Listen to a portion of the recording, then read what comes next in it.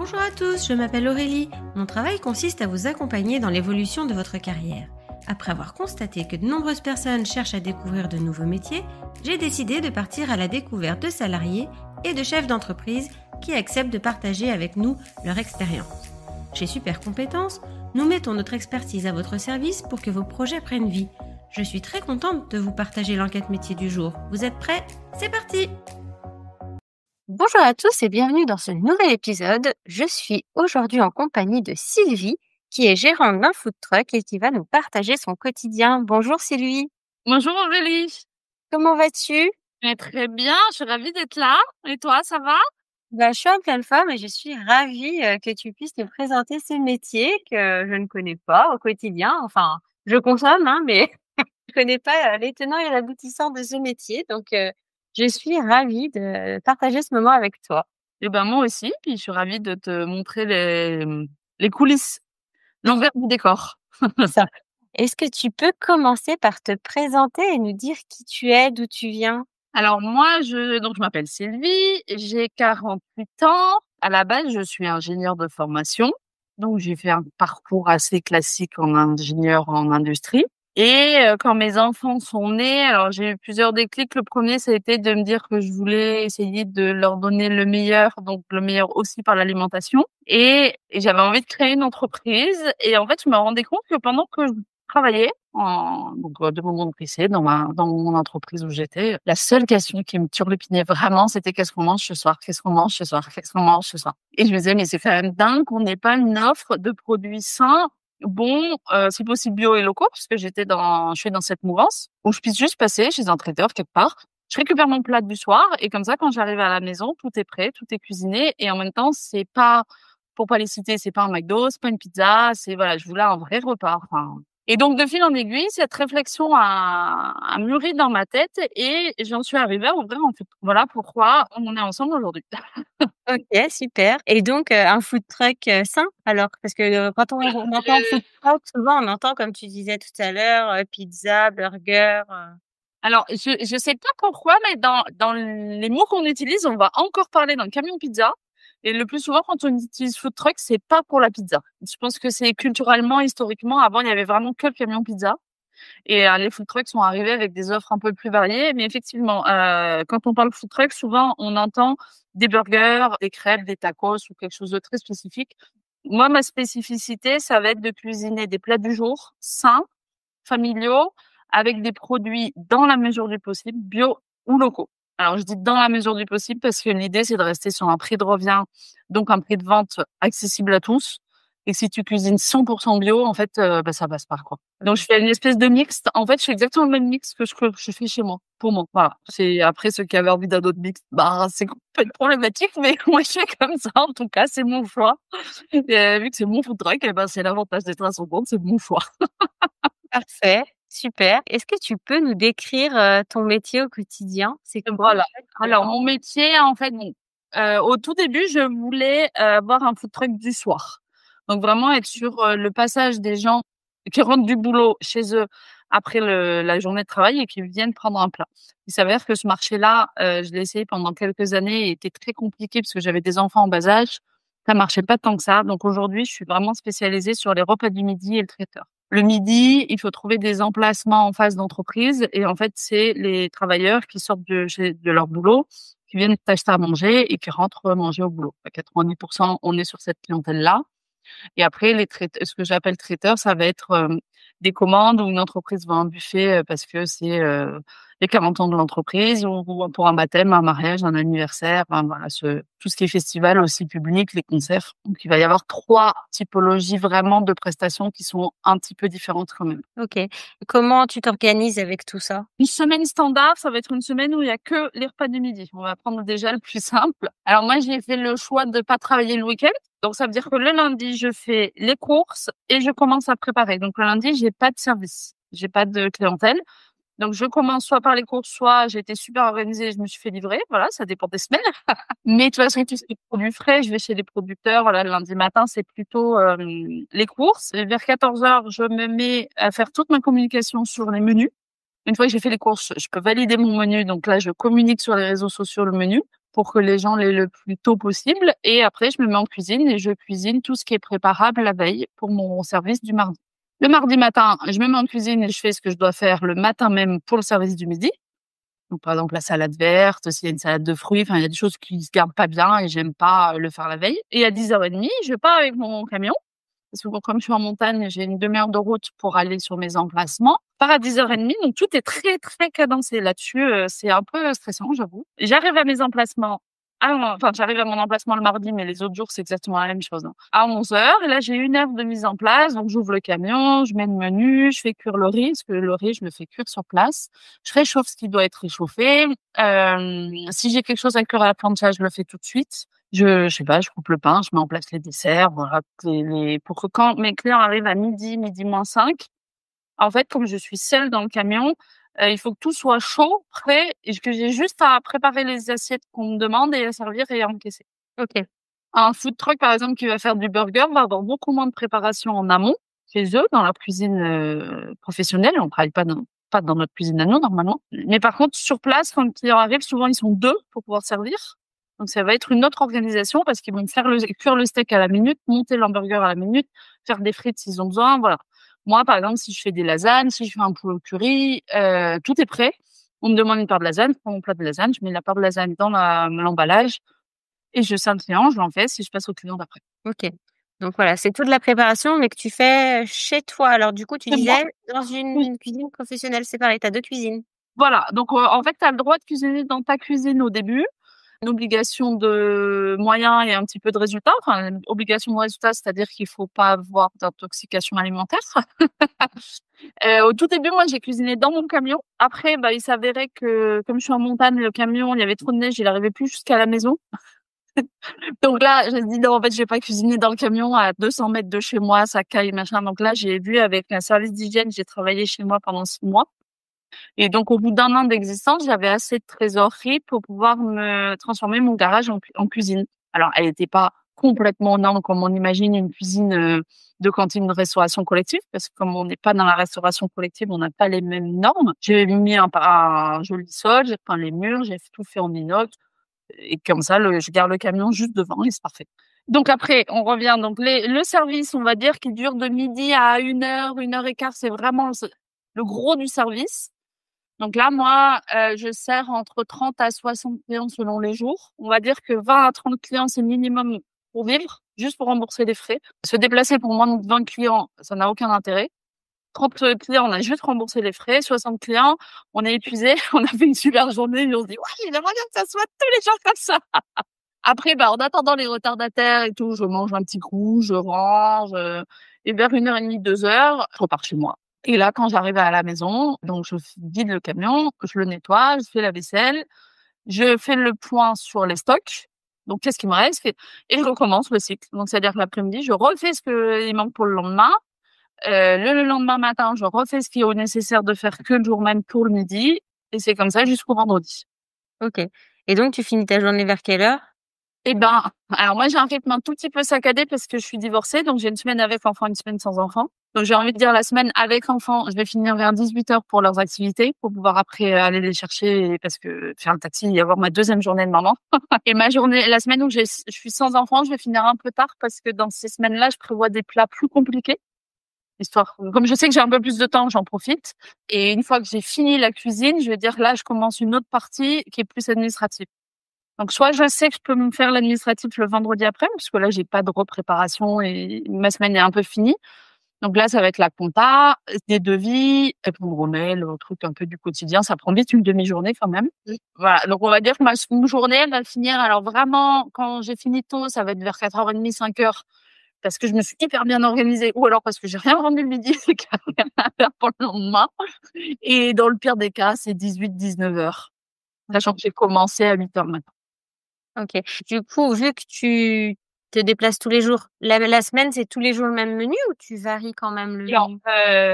là, moi, j'ai fait le choix d'avoir 4 emplacements différents pour entre mardi et vendredi, pour pouvoir garder le même menu. OK. Donc moi j'ai toujours un plat végé, un plat carné parce que aujourd'hui c'est une vraie mouvance le végé. Quand j'ai commencé en 2016, j'avais 4-5 repas végés. Maintenant j'ai au moins 20% de repas végés. Et il faut savoir qu'il y a aussi toutes les personnes qui mangent halal qui vont manger végé pour ne pas avoir à se poser de questions sur l'origine de la viande. Donc ça, c'est quand même pour moi quelque chose qui est incontournable. Si on monte un food truck aujourd'hui, il faut suivre la mouvance actuelle. Et après, j'ai un dessert chocolat et un dessert pas chocolat. Et là, alors là, c'est complètement très personnel, c'est que je ne mange pas de chocolat et que j'ai envie de manger mes desserts. Et comme les gens aiment le chocolat, voilà, moi je fais un check et ça permet en fait d'en avoir un chocolaté, un brownie, un cookie ou une mousse au chocolat, quelque chose. Et puis souvent un truc plus à base de fruits, voilà, un peu plus léger, plus light. Et ça, je garde ce menu sur toute la semaine. Par contre, toutes les semaines, je change de menu. OK. Et alors par exemple, quelqu'un qui va faire un burger change plutôt de burger tous les mois. Et par contre, ce que moi je m'organise, c'est comme je suis très cadencée puisque je suis maman, donc je suis très cadencée par les vacances scolaires. Je m'arrête une semaine à chaque vacances scolaires. Et je considère qu'entre 2 vacances scolaires, je fais pas 2 fois le même plat, mais que ce que j'ai fait pendant la période d'avant, je peux le refaire. Donc si j'ai fait des lasagnes entre Noël et les vacances de février, je peux le refaire entre février et Pâques. Oui. Donc ça fait 7, on va dire, il me faut 7 idées, parce que ça va à peu près 7 semaines entre chaque vacances. 7 idées de plats différentes, carnés végés. Et après, je recycle. Puis après, bon, il y a les saisons. Oui, Tartiflette, elle est l'hiver et les légumes farcis sont l'été. Voilà.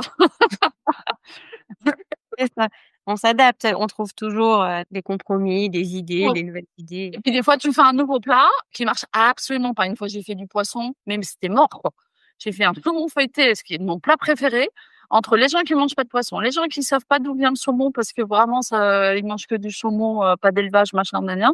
Les gens, j'en ai vendu, je crois, 15. Je reviens avec mes 50 saumons qui m'avaient coûté une fortune. Alors, on a mangé ça toute la semaine et j'ai plus jamais refait de poisson. C'est fini. Ouais, c'est des tests après, on voit et puis, Exactement. Et peut-être que si j'avais été dans une autre population, à un autre endroit, à un autre moment de l'année, ça aurait peut-être marché. On ne sait pas. on sait pas. C'est à chacun vraiment de tester ses plats. Puis il y a des plats où je me suis rendu compte que c'était hyper compliqué à servir. Et donc pareil, ça marchait, mais comme ça m'a pris un temps de dingue, il y avait une queue de dingue. Moi, je veux que mes clients soient livrés au plus tôt, puisque je considère qu'ils ont 1 heure pour manger. Donc si déjà ils passent un quart d'heure, 20 minutes à faire la queue, ben ils vont pas beaucoup souffler. Donc tout ce qui est par exemple à base de pâtes, j'ai fait une fois, je fais que si on est 2 dans le camion. Sinon toute seule, je fais pas. C'est des petites organisations comme ça qu'on teste au début. Et oui, il faut Voilà. faire des tests. OK. Voilà. Et donc, tu disais tu as 4 emplacements. Comment on fait pour trouver des emplacements? Comment on fait? Bah, on galère. Non, c'est pas positif comme façon de dire. Alors, il y a plusieurs possibilités. Alors, je vais dire un peu comment moi j'ai fait, en fait. Déjà, j'ai pris ma voiture entre midi et 2. Ça, c'est important entre midi et 2 pour voir ce qui se passe, pour voir la vie qu'il y a. Et j'ai cherché des endroits où je voyais beaucoup de gens qui marchaient avec des sacs de repas, là, qu'on trouve dans les trucs à emporter. Ça voulait dire qu'il y avait une demande. Et si je voyais qu'il marchait quand même beaucoup, ça voulait dire que l'offre était assez éloignée. J'ai vadrouillé dans toutes les zones industrielles, les regroupements c'est souvent un peu en périphérie des villes, des regroupements de locaux pro. Et là, en fait, j'ai fait du porte-à-porte. J'ai demandé qui était le syndic, qui était le contact, comment on peut essayer d'avoir le contact de la personne décisionnaire. Ça, c'est vraiment le plus compliqué. Je m'étais créé un petit dossier de com où j'avais expliqué toute ma démarche pour bien me différencier justement d'un camion de pizza qui a des fois, alors pas tous heureusement, mais des fois une image un petit peu négative. Donc vraiment pour montrer que j'allais pas rester là à l'année, j'allais laisser l'emplacement propre, ça allait faire une offre de service intéressante pour les travailleurs, voilà, de montrer le plus. Donc il y a ça, donc ça c'est vraiment du porte-à-porte, on va dire que c'est chronophage et pas très efficace, mais moi ça m'a apporté mon meilleur emplacement, donc je le conseille quand même. On peut regarder où il y a les autres food trucks, puis carrément aller leur dire, OK, t'es là tel jour, je vois que t'es jamais là le mercredi, tu peux me passer ton contact, mais j'aimerais bien être là le mercredi. Ça marche aussi très bien. Sur Grenoble, parce que moi je suis à Grenoble, on a créé un groupe WhatsApp de tous les food trucks du coin. Et en fait, on ne se considère pas du tout comme des concurrents, mais comme des partenaires, et on se passe les bons coins. Donc si quelqu'un quitte un emplacement, il donne toutes les infos sur le WhatsApp, et comme ça, tout le monde a toutes les infos. On peut demander aux mairies du coin, et on peut aussi demander à tout son entourage. Mais alors là, toute sa mailing list pour dire, voilà, moi je cherche un emplacement, qui a un contact à me donner. Alors que la personne va pas me trouver l'emplacement, elle va trouver, ah bah attends, tiens, donne-moi le contact de ta RH, je lui demande, donne-moi le contact de ton syndic, et puis de fil en aiguille, il se passe des trucs, quoi. Ouais. Donc c'est compliqué quand même pour trouver des places. Et par contre, j'ai un conseil à donner, c'est d'abord de chercher les emplacements avant de se lancer vraiment. Moi, j'ai un super camion et je l'ai eu pas cher. et génial, nickel, parce que le mec l'avait fait sur mesure pour lui, et il a jamais trouvé d'emplacement. Bon, il l'a abandonné au bout de 2 mois, alors j'ai trouvé que c'était rapide, et donc après, il a vendu son camion. Et en fait, moi, j'ai d'abord cherché les emplacements, et une fois que je savais que j'en avais au moins 2, donc histoire de générer un chiffre d'affaires minimum, là, j'ai dit: «OK, je vais chercher le camion». Et c'est payant les emplacements? Alors oui, alors certains syndics sont très sympas, ils le font gratuit. Dès qu'on est sur des collectivités, donc des mairies, c'est payant à peu près au prix d'une place de marché, donc ça va être oui, non, c'est 7 € la place, je crois, par jour. Donc c'est D'accord. pas cher du tout. Il y a des gens qui demandent des pourcentages du chiffre d'affaires. Donc ça, j'avais fait un petit calcul rapide avec mon comptable, et on était arrivé à la conclusion qu'il fallait pas dépasser les 10% du chiffre d'affaires. Voire même moi, maintenant, je dépasse pas les 7%. Je trouve que c'est déjà beaucoup. OK. Et tout ce qui est emplacement, parce qu'il y a toute une partie dont j'ai pas parlé, qui est sur les concerts, les spectacles, les événements. Là, c'est payant, et le plus souvent, il y a une partie fixe qui tourne autour de 100 € la soirée, Mmh. et une partie variable qui tourne autour de 5 à 7% du chiffre d'affaires. OK. Faut pas accepter, il y en a qui demandent 20 ou 30% du chiffre d'affaires. Non, là, faut même pas y aller. On n'avait pas parlé donc du coup des soirées. Du coup, tu Voilà. as amené à faire des soirées et donc là, tu finis un peu plus tard. Tout à l'heure, j'ai parlé de l'organisation de la semaine, donc qui est vraiment déjà du lundi matin au vendredi soir. Accessoirement, je fais pas de pause pour le midi, hein. Mmh. J'ai oublié de le dire. Et en plus, de temps en temps, je travaille le week-end où je fais des gros festivals, des concerts, des trucs comme ça. Alors, soit je suis sur des événements que j'appelle privés, donc un anniversaire, mariage, ou même un buffet pour une mairie, mais où on m'a dit, voilà, où j'ai fait un devis avant, où j'arrive avec une quantité prédéfinie, c'est déjà prévendu. J'ai aucun risque que le client, il soit finalement 20 ou 50. S'il m'a commandé pour 50, moi, je facture pareil. Et ça, j'ai envie de dire, c'est rubis sur ongle, quoi. Enfin, c'est génial parce que tu as pas de stress. Tu sais combien tu vas facturer, tu sais combien tu prépares, tu te poses aucune question. Personnellement, ces événements, je préfère parce qu'il y a une super ambiance, les gens sont décontractés, il y a pas de relation d'argent, donc les gens, ils viennent, ils ont le temps de parler, enfin, c'est chouette. Ils viennent dans ton camion juste pour prendre ce qu'ils veulent, quoi. Bah, par exemple, tu es à un anniversaire et on a décidé avec les gens qui organisent l'anniversaire que l'entrée, c'est un buffet. Ça, je te parle de ça parce que c'est ce qui se réalise le plus souvent. L'entrée, c'est un buffet, comme ça, les convives arrivent au fur et à mesure, ils prennent un verre à boire, c'est une apéro entrée, quoi. Et après, ils viennent prendre le plat chaud au camion. Donc là, j'ai une négociation avec les gens qui invitent. Des plats assez simples à manger avec les mains, de la street food, mais un peu sophistiqué, un peu carné végé. Et après, le dessert, le plus souvent, encore en buffet. OK. Et ça, c'est une formule qui marche hyper bien, hyper bien.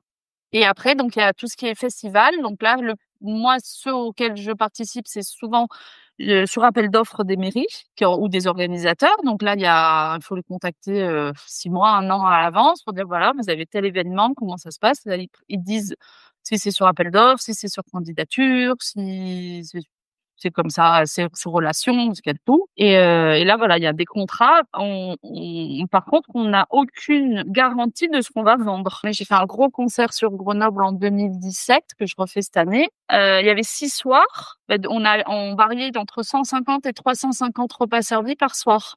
Donc, au niveau de ta marchandise, c'est quand même un petit peu, c'est presque du simple au triple, quoi. Et le dernier soir, à 4 heures de l'après-midi, ils nous ont appelé pour dire qu'ils annulaient la soirée parce qu'il y avait trop de pluie. Et toi, t'as toute ta cam. Alors, tu t'étais dit, je vais pas trop avoir de reste, je vais prévoir que 200 personnes, je préfère rater du chiffre d'affaires que perdre la cam. Ça, c'est un choix personnel. Et là, je me suis retrouvée avec des seaux entiers de salades, de trucs prêts. Donc, je les ai distribués au feu à tous les SDF de Grenoble. Mais donc c'est hyper stressant parce que tu as cette incertitude permanente. Là, on a un événement dans 10 jours. Il prévoit de la pluie. Et clairement, s'il prévoit de la pluie, on va faire sortir 50 repas max. S'ils en prévoient pas, s'il fait beau, on est au moins à 200 repas. C'est ça. Et donc voilà, c'est une incertitude qui est, moi, je trouve très compliquée à gérer au niveau du stress et que j'aime pas trop. Pas évident parce que du coup, oui, on sait jamais quelle quantité prendre. Ouais, Est-ce que ça va fonctionner, pas fonctionner? Est-ce qu'il y a du monde en fonction du temps? C'est ça. Et c'est pour ça que moi, je privilégie vraiment les événements privés sur devis. Parce qu'en fait, ça m'est arrivé d'avoir une inauguration pour un bâtiment. Ils m'avaient prévu 120 personnes. 2 semaines avant, ils me disaient, on sera peut-être que 80. Honnêtement, s'ils étaient 30, c'était le bout du monde. Mais alors, c'est pas mon problème. C'est ça. Ils ont acheté, ils sont trompés. Alors, voilà, moi, j'ai pas de stress, quoi. Oui, c'est plus simple. C'est plus simple. OK. Et donc, quelles sont les compétences nécessaires pour faire ton travail? Alors, je pense qu'il y a 2 types de compétences. Il y a les compétences techniques. Donc déjà, au niveau de la législation, il faut avoir une formation qui s'appelle HACCP, qui est c'est une formation de 2 jours obligatoire sur tout ce qui est hygiène. Hygiène alimentaire. Il faut absolument qu'une personne dans l'équipe ait cette formation. Moi, je la conseille à tout le monde parce que pour 2 jours, on n'est pas 2 jours près et Et on est tranquille. voilà, ça doit coûter 300-400 euros. À mon avis, c'est très facilement finançable. Donc, je vois pas l'intérêt de pas le faire. Donc ça, c'est vraiment une formation, on va dire, légale officielle. Après, moi, je considère qu'il faut un minimum de formation de cuisine. Donc moi, j'ai fait un stage de 3 semaines, donc ça peut suffire, hein, au lycée hôtelier pour apprendre des gestes, pour apprendre des techniques et surtout pour apprendre comment mettre en place les consignes alimentaires d'hygiène au quotidien. Vraiment, comment on s'organise pour respecter la chaîne du froid, pour être sûr de pas avoir de problèmes d'intoxication alimentaire au final. Et après, je considère qu'il faut des compétences en gestion d'entreprise. Alors, ça dans un sens plus large. Je suis convaincue que énormément d'entrepreneurs qui se lancent et qui échouent ont pourtant un talent énorme, mais en fait, juste, ils ne savent pas gérer une entreprise. Et ne compter que sur son comptable, c'est pas possible parce que le comptable, il nous appelle tous les 6 mois, voire tous les ans. Et on a le temps de se planter, mais royal. C'est ça. Et Donc, puis, il y a plein de décisions à prendre, comme tu disais tout à l'heure. une grosse compétence, mais il faut juste pouvoir suivre ses comptes, vraiment mettre en place un fichier Excel ou en télécharger sur internet. Je suis sûre qu'on en trouve plein ou demander au comptable et avoir un outil de gestion au quotidien qui montre voilà où t'en es, est-ce que tu vas dans le bon sens, est-ce que tu suis tes objectifs, tu prends les bonnes décisions. Je pense que c'est un minimum dans la gestion d'entreprise. Et en termes de qualité, qu'est-ce qu'il faut avoir comme qualité La principale, c'est le commercial.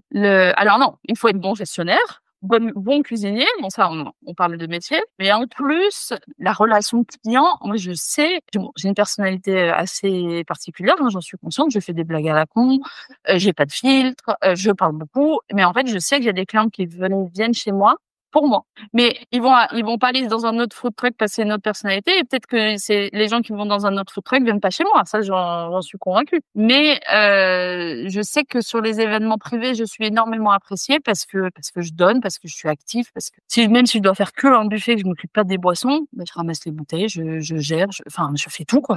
Et je donne au client plus que ce qu'il attend parce que pour moi, c'est naturel. La convivialité, la bonne humeur. C'est ça. Et j'ai travaillé avec des gens qui avaient pas ça, qui étaient froids, qui voulaient pas faire jamais de réduction aux clients, même s'il y avait un petit problème. Pour moi, c'est pas possible. Enfin, je suis convaincue qu'ils vont dans le mur. Et est-ce que selon toi, c'est un métier en évolution? Est-ce qu'il y a un fort besoin de food truck? Ouais. Moi, je vois de plus en plus de food trucks qui se lancent. Il y a quelques années, j'étais inquiète pour eux en me disant, le marché est déjà saturé, ils vont pas y arriver. Non, non. J'ai l'impression qu'il y a une mutation du besoin où avant on allait tout le temps vraiment au resto et que maintenant surtout le midi, on va quand même beaucoup plus dans les food trucks. Mais il reste une réticence de la part des restos fixes et en fait beaucoup d'emplacements ne veulent pas de food truck parce que le lobbying des restaurants fixes en disant ça va concurrencer l'offre. Alors peut-être que on est à un truc charnière où bientôt on va arrêter de dire ça et on va voir que tout est complémentaire. Mais il y a de plus en plus de food trucks, il y a de plus en plus de demandes c'est devenu assez standard d'avoir un food truck pour un événement chez soi maintenant, enfin standard, assez connu. Je vois vraiment de plus en plus de demandes d'événements privés. C'est en train d'exploser. Donc tout à l'heure, tu disais qu'il y avait pas de diplôme spécifique exigé? Oh le HACCP, Ça, donc celui-là. un diplôme. Si on sert des boissons alcoolisées, alors moi c'est pas mon cas, mais sinon il faut, je ne sais plus comment ça s'appelle, une formation pour servir de l'alcool. Et selon le degré d'alcool, la formation est plus ou moins longue. Là, après, la seule toute petite particularité, il faut faire attention, on n'a pas le droit de servir des pâtisseries. Parce que nous ne sommes pas pâtissiers. OK. Nous ne faisons pas des pâtisseries, nous faisons des desserts maison. Mais là, on n'a pas le droit d'utiliser l'appellation pâtisserie. Bon, donc n'utilisons pas l'appellation pâtisserie. Je veux dire, ça, c'est pas très... Voilà, c'est un dessert maison. Voilà, c'est un dessert maison. Et en même temps, moi, je trouve que c'est encore plus sympa d'aller acheter un dessert maison. Une pâtisserie. Parce qu'une pâtisserie, autant elle peut être, alors décongelée, c'est pas le problème, mais elle peut provenir de métro. On n'en sait rien. Donc voilà.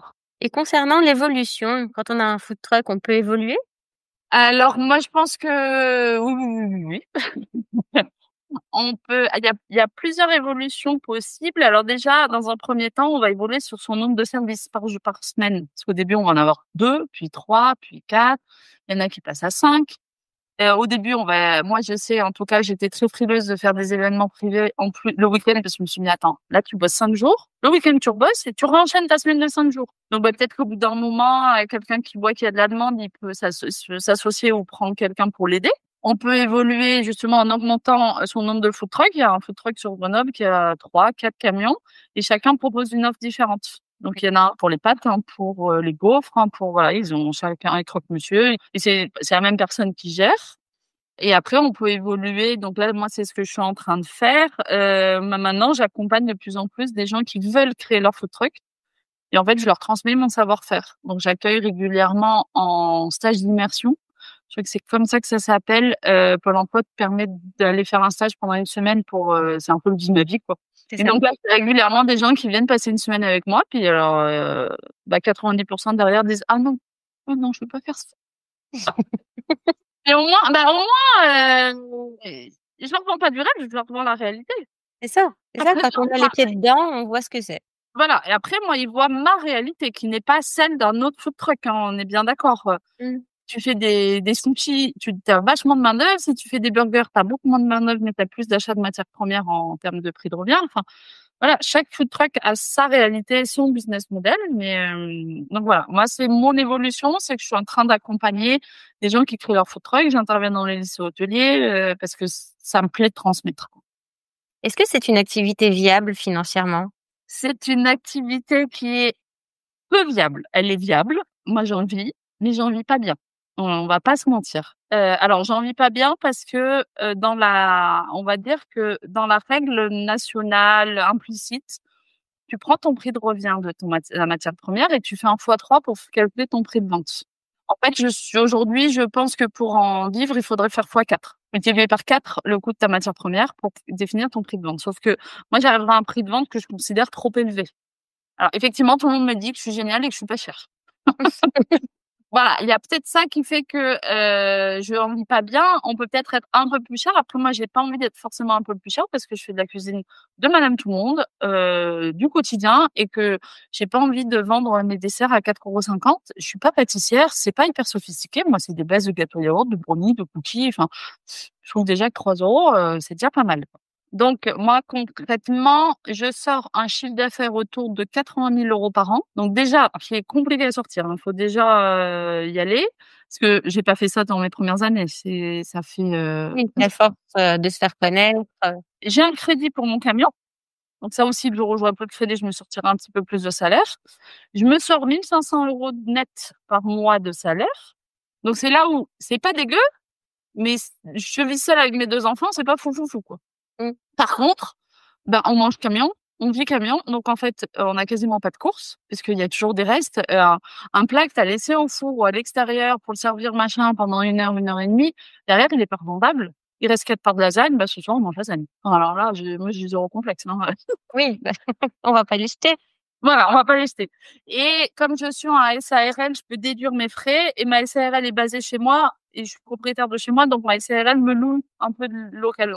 En fait, en soi, je touche 1 900 € loyer plus salaire et j'ai pas de bouffe à acheter. Enfin, ou j'ai 150 €, j'ai pas beaucoup par rapport à une vie à 3, quoi. Donc, voilà, c'est rentable, donc on en vit, hein. C'est pour ça que je disais oui, on en vit, mais par rapport à la charge de travail, c'est pas non plus le truc, c'est une passion, quoi. Voilà, c'est vraiment OK. un métier passion pour moi. Comme tous les métiers de la restauration d'ailleurs. Oui, c'est ça. Donc des heures et un peu de chiffre. Et voilà, des heures et un peu de chiffre. Le gros avantage, c'est que c'est un chiffre qui est très régulier. Les gens mangent tous les jours. Et il y a d'autres professions où, par exemple, ma sœur a une boutique d'habillement, les gens n'achètent pas de le fringues tous les jours. Voilà. Donc toi, tu sais, quand tu vas à un emplacement, tu sais que tu vas faire au moins 200-250 € de chiffre d'affaires. Ça, c'est facile. Je pars sur le principe que le panier moyen, il va être à 10 €. Allez, j'arrondis un peu à la baisse, mais tu vas avoir au moins 20 personnes qui vont venir. Alors, des fois, tu en as 60, c'est génial. Mais tu sais que de base, tu as un chiffre d'affaires minimum à la semaine et minimum au mois. Donc, il y a un côté hyper rassurant. Par contre, quand ça m'est arrivé une fois le vendredi, donc dernier jour de la semaine, je prépare tout, machin. Le jeudi soir, je fais mes plats, Le vendredi matin, je me lève tôt parce que, il faut que je finisse de préparer. Et là, 20 centimètres de neige.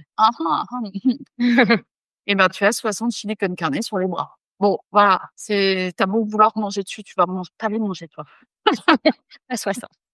Donc tu bosses énormément, tu gagnes moyennement et tu stresses beaucoup, on va dire, en conclusion. OK. Et ben, quels sont tes plus grands défis, du coup, au quotidien? Mais d'essayer d'être moins stressée, de moins bosser, de gagner un peu plus. C'est pas mal, c'est pas mal. C'est pas mal. Moi, je suis quelqu'un de sensible au stress. Ça se voit pas. Quand tu me vois, tout le monde me dit: «Ah, mais tu étais, dans le calme et tout», mais alors à l'intérieur, ça donc c'est vrai que j'ai du mal je commence à fatiguer de ce stress. Il faut que j'arrive à me détacher des chiffres et à me détacher des aléas et j'aimerais bien arriver à bosser moins et gagner plus. Donc en fait, je suis en train de bifurquer aussi sur faire plus d'événements privés et moins de services parce Mmh. qu'il y a moins d'aléatoires, donc moins de stress et plus de chiffres et peut-être, là, c'est un travail sur moi, peut-être d'augmenter un petit peu mes devis. Voilà, un petit peu. OK et donc quels sont les moments de gratitude? Ah, c'est les retours clients, moi j'adore. Soit quand tu es à un service, il y a les gens qui disent: «Oh, hier, qu'est-ce que c'était bon, je reprends le même». Ah, tu es contente quand même. Ou à la fin d'un événement privé, les gens le lendemain parce que moi je fais tout en vaisselle lavable, donc je repasse le lendemain chercher ma vaisselle lavable ou 2 jours après et les gens qui, voilà, qui remercient ou qui disent: «C'était génial». Enfin, il y a vraiment une reconnaissance du client c'est mon moteur, quoi. Oui, c'est chouette d'avoir le retour des clients, de toute Ouais. façon. OK et est-ce que tu aurais une anecdote amusante à nous partager sur ton métier? Alors j'en ai 2. Au tout début, j'ai fait une belle erreur de débutant quand même. J'avais fait un faux couscous et puis je savais pas comment trimballer ma couscoussière, donc je l'ai mise dans le four et le four, il s'ouvre. Donc au Mmh. premier démarrage, mon couscous, il s'est tout étalé dans le four et donc je me retrouve à 11 heures du soir, avec, en plus j'avais des trucs à préparer pour le lendemain et tout, donc en train d'éponger mon camion avec mon couscous. Donc depuis effectivement mes couscoussières sont trimballées dans des sacs, les gros sacs bleus métro qu'on voit partout de congélo, bien calés, bien donc ça, c'était vraiment mon erreur de débutante au tout début. Et puis après, j'ai un anecdote vraiment marrante, en fait, sur les buffets. Quand tu mets quelque chose sur un buffet, tu ne le récupères pas. Parce que c'est dehors, c'est la rupture de la chaîne du froid, tu sais pas qui a Mmh. décidé. Et donc, régulièrement, à la fin des buffets, je fais comprendre aux gens qu'il faut qu'ils se servent et qu'ils repartent avec. Et là, on était à l'inauguration, d'un bâtiment et il y avait une personne, alors un handicapé, hein, je sais pas parce qu'il était handicapé que je raconte l'anecdote, qui avait bien compris qu'il pouvait servir, mais il s'est servi, mais c'était trop drôle, il a tout pris. On allait lui chercher des boîtes en lui disant: «Bah, prenez». C'est le seul qui osait prendre et ben, alors mais je pense que franchement, il s'est pris à manger pour la semaine. Moi, c'était pas gâché, j'étais ravie pour lui. Bah, voilà, c'est ça. Il a Il mis fallait en profiter. fauteuil roulant, comme il avait un fauteuil roulant, il avait une espèce de caddie ambulant avec lui, on en a mis partout Et bah, voilà, et ben voilà. parfait. Pour terminer, quels conseils tu pourrais donner aux personnes qui souhaitent s'orienter, dans le food truck? Alors, je pense que déjà effectivement de faire un Vie ma ville, d'aller faire un stage, d'aller donc on va voir un autre food truck, on lui dit: «Voilà, je voudrais faire un peu comme toi, est-ce que je peux passer une semaine avec toi?» Dans la mesure où c'est gratuit pour le food truck et il a une semaine de main-d'œuvre gratos, normalement les gens disent: «Ah c'est oui», on peut pas se Mmh. mentir. Sentir la réalité du métier. Je pense qu'il faut se faire accompagner d'une façon ou d'une autre pour la création de l'entreprise. Donc soit par des services, du genre Gaïa et Initiative Emploi. Il y a plein de services gratuits.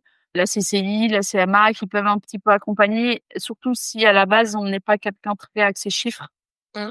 Parce que cuisiner c'est bien, mais il faut suivre ses chiffres et donc c'est important. Suivre un minimum de formation en cuisine et la HACCP et je pense qu'aussi, alors ça c'est ma vision assez personnelle, il faut vraiment prendre en compte les nouveaux courants alimentaires. Le végé, voire le vegan, le sans gluten, le sans lactose, le bio, le local. Pour moi, c'est plus une anecdote de bobo parisien, ça devient une vraie réalité qu'il faut prendre en compte. Mmh. Voire le sans déchet, effectivement. Moi je suis sans OK, un maximum sans déchets et j'ai des contrats de gens qui me disent: «Comme vous êtes zéro déchet, on vous veut vous» et pas un autre. OK. Oui, donc toute la partie environnement, Toute la partie environnement. C'est-à-dire que moi, je fais pas d'emballage jetable. Les clients qui viennent avec leurs assiettes ou leurs Tupperware, je leur fais une remise. Sur tous mes événements privés, il y a 0 emballage jetable. Voilà et même, je travaille avec des producteurs locaux, avec des cagettes que je leur ramène. Enfin, j'essaye de oui, maximum et après, c'est un ADN qui est reconnu par la clientèle et que la clientèle vient chercher ça c'est ça. Oui, et c'est pour moi, c'est vraiment important. OK, super. Bah, merci beaucoup Sylvie, de nous avoir partagé ton quotidien, d'avoir pris le Avec temps plaisir, c'était trop bien. avec nous aujourd'hui. Je suis ravie en tout cas, ouais. de cette interview. Merci beaucoup. Avec grand plaisir. Et puis, si j'ai pu aider quelques personnes à se lancer, j'en suis ravie. Eh ben, j'espère en tout cas que tu auras suscité des vocations. Merci beaucoup et puis à bientôt alors. À bientôt! Merci d'avoir écouté ce podcast. Vous retrouverez les liens de notre invité du jour en description. Vous trouverez également l'enquête métier du jour en version PDF dans les notes de l'épisode. Si l'interview vous a plu, n'hésitez pas à la relayer autour de vous et de la noter sur votre application de podcast préférée. Vous pourrez retrouver l'ensemble de nos services sur supercompétences.fr. Si vous voulez partager votre métier, prenez contact avec moi pour que nous puissions en discuter. Je reste également disponible pour parler avec vous de vos projets de reconversion professionnelle. Je vous donne rendez-vous au prochain épisode. Belle journée!